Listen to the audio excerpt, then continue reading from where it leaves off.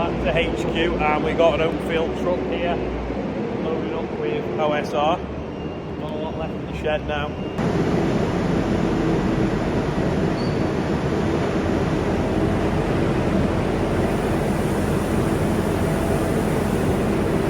think it's nearly full by the looks of things. Obviously back from cereals, T and James has turned up for another load of OSR. Joe looks like he's weighing something on the weighbridge in Nick's new trailer. But the yesterday we got to drive the robotic tractor. So here it is. Oh yeah, someone said that we were stupid showing where the keys were hidden on the horse sprayer. Of course they weren't hidden on there. We set that up because we thought it'd be a funny video. Anyway, here's us playing with the robotic tractor.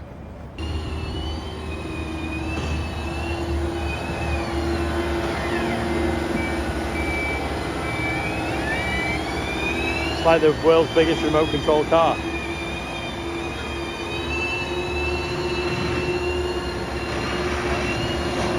Is this what you're controlling it with? Drilling with.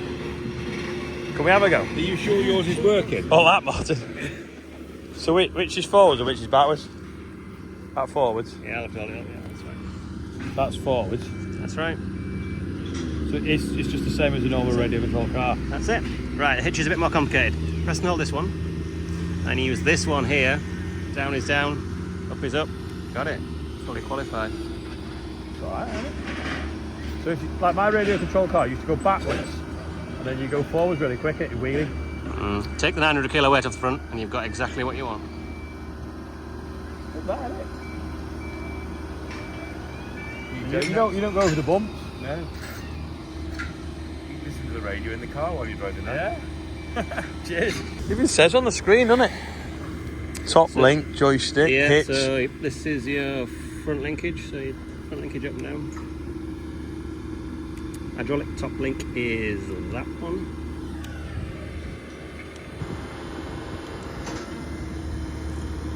And the rear hitch.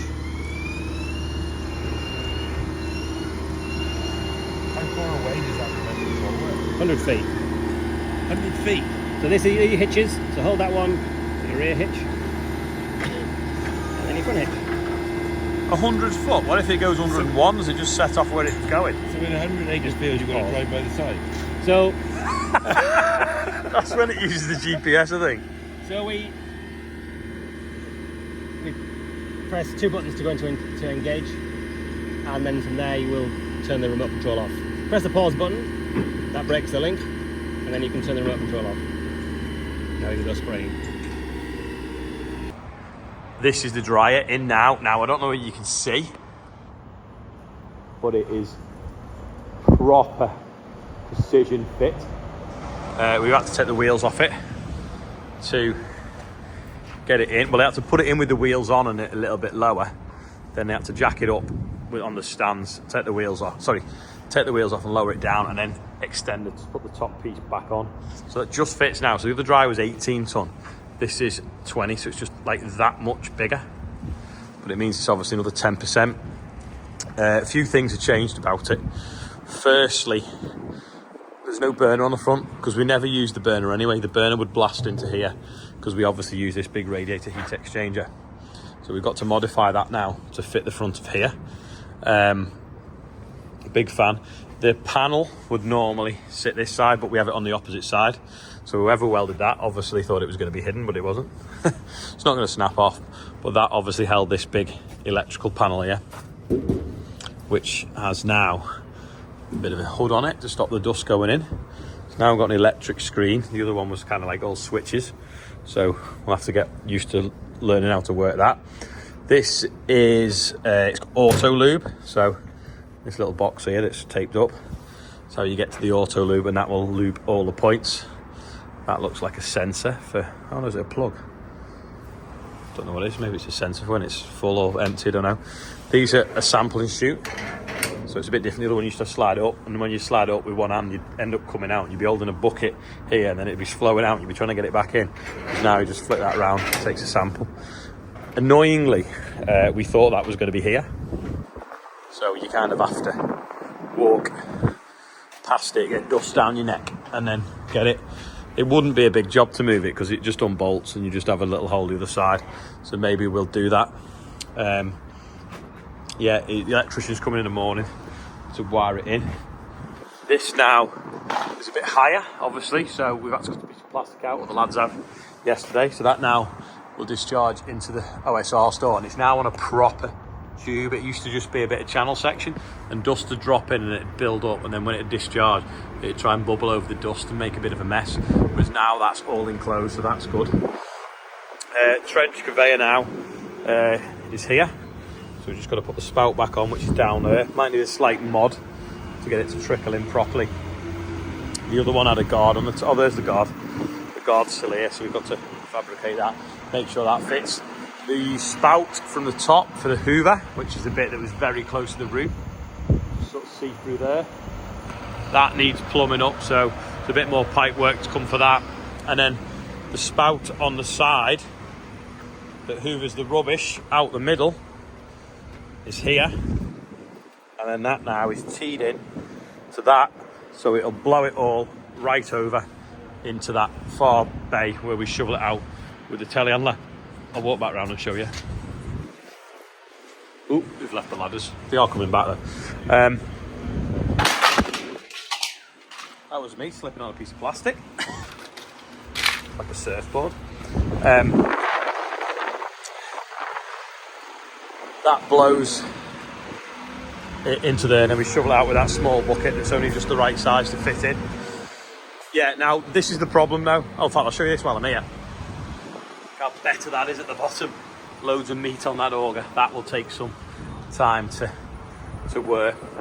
All the bottom stainless steel, so the grain comes down really smoothly, especially when it's really wet. That's the agitator. There's the chain that drives it. That's what's called a plenum chamber, where the hot air blows into this, sort of like in a tube that's made of mesh, and it pushes the moisture in the hot air. Hot air then pushes the moisture out the grain that flows down these sides into the bottom, into the auger, back up, drops out the top, comes back round, complete circle. But yeah, I'll show you what's the problem is.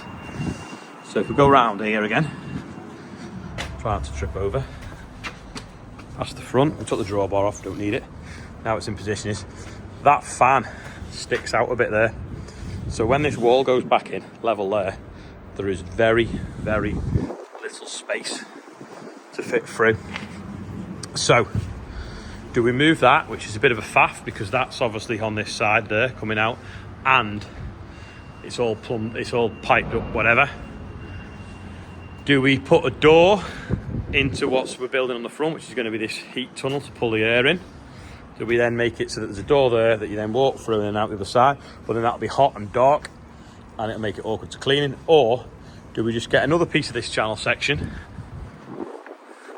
weld it here, and move that over 8-inch? Hope the wind's not blowing on the lens. Move it over 8-inch, and then you can just squeeze through. So instead of that wall being there, it'll then be here, and then that is only bolted on anyway, that angle iron.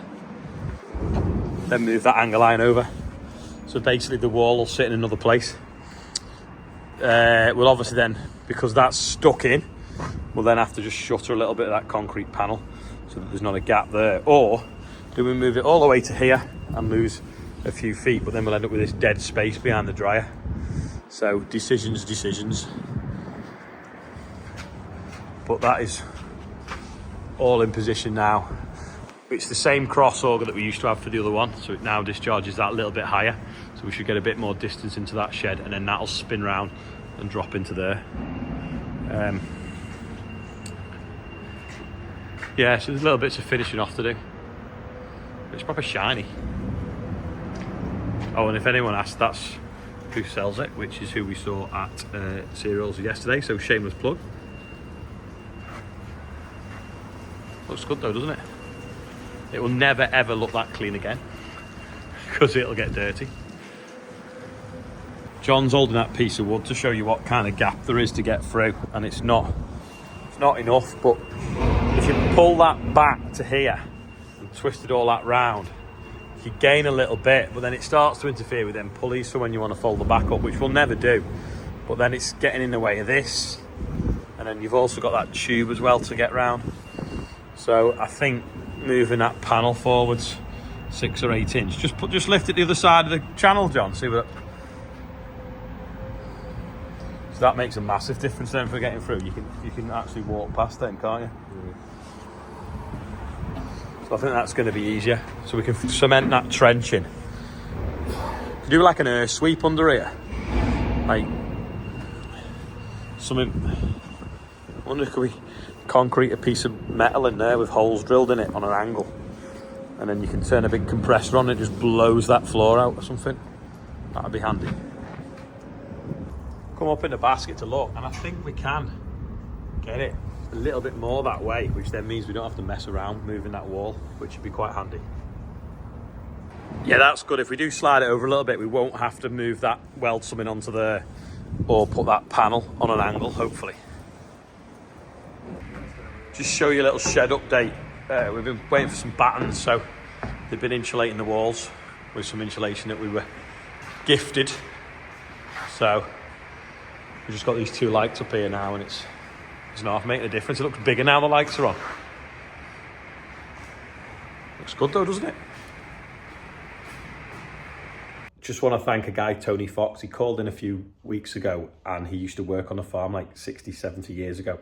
And he said he had some pictures and he's posted them to us, but we don't know where he lives, so we don't. Oh, I have to get hold of him and thank him. So my dad wants to thank him and I want to thank him. So that's what I'm doing now, but I'm going to show you them because they're interesting. We've got an old Crop Master on a baler. There it is again. And then there's a bit of a closer one. And my dad said he could remember that tractor, 94 ETC, a Massey Harris baler. Like I say, on a Crop Master. And then look at this one, LED 971. So that's when he went home one day for his dinner on the tractor.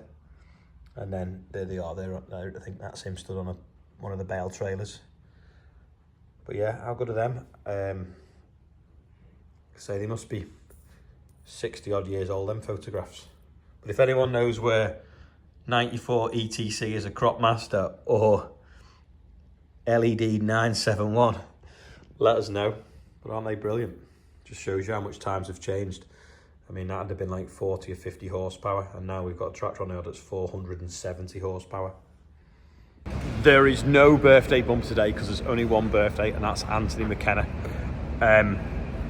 Anyway, dry looks amazing. Just need to get it all finished off and wired up, and then we'll probably try and run some grain through it and test it before harvest.